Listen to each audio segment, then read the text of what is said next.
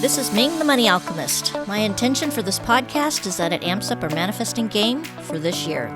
Each call will play with a topic related to money, and we'll have a practice, and we're going to have some fun around it. Please join me, and we're going to have a great time. I was doing some thinking the other day about what are the easiest ways to manifest money. And it really does go back to something very, very basic, which you all probably actually already know. But I thought it would be a good way to end the month of April, just kind of reviewing. There was been a time where I have talked to so many different walks of life people, like college students, single moms, married couples, divorced people, just, all ages, all different types of jobs, actors, coaches, just it's all is so interesting. And one common question is, how do we keep it flowing in? Money does come in, but how do we keep it consistent? And you know what? The more I thought about it and listening to other people's stories and my own stories, I realized that number one is find what gives you joy. What is that gives you joy? Is it hiking, running, cooking? Is it music? Is it reading? Whatever it is, do more of that. Remember, you don't actually have to be struggling and doing the muggle thing to bring money in. It's doing what you love. And remember, it's about the vibration. So if you're doing something that you love, it's that vibration that's bringing in your abundance. It kind of goes along with the next one. Flowing appreciation to where you are. I have to say, sometimes you see something and you just really want it. It happened a couple months ago. I saw it. I'm like, oh my gosh, I really, really want this because you're so excited. And then I had to remind myself, how do I manifest this? Well, you appreciate where you are. And that's what I started doing.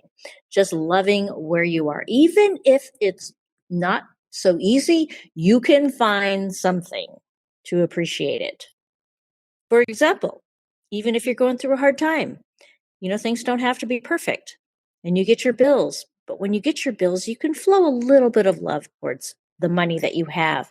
Or let's say you have a bigger bill, but you have a little money to put down towards it. Just flow a little bit of appreciation, because when you flow appreciation, more comes in. It's just the way it works. The next thing is just know that you're supported. You're not alone. You have a divine team. We all do. You can ask your angels, fairies.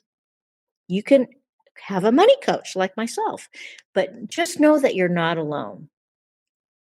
And it's good to know that, because when you know you have somebody cheering you on, it just keeps you going, right?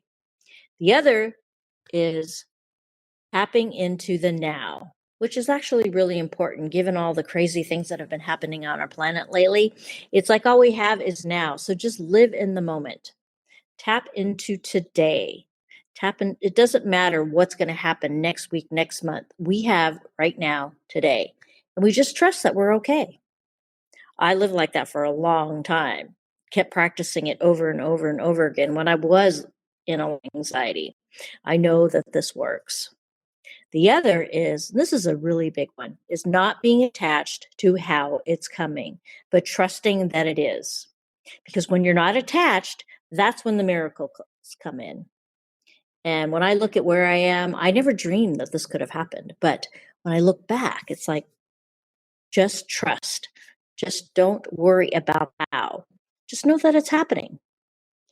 And another one is checking into vibration. Remember, it's all about what we're vibrating. The universe responds to our vibration. So keep it loose and light. Remember, have fun. Play the money game, play the blue money. And if it feels good, maybe you want to do a vision board. Actually, I've been looking at mine lately, and I don't normally look at mine as much as I have. But I've been adding some things to it, which has been fun. So the point is do something that is fun. The other is being conscious. Like I said in the intuition call, tap into your intuition and look and see what's coming to you. What is the universe showing you?